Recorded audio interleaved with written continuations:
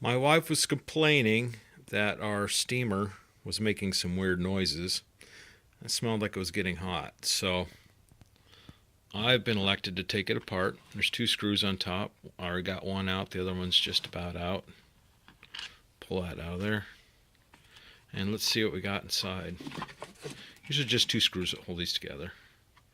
Alright, the electrodes look good other than the fact that there's a bunch of crap on the outside.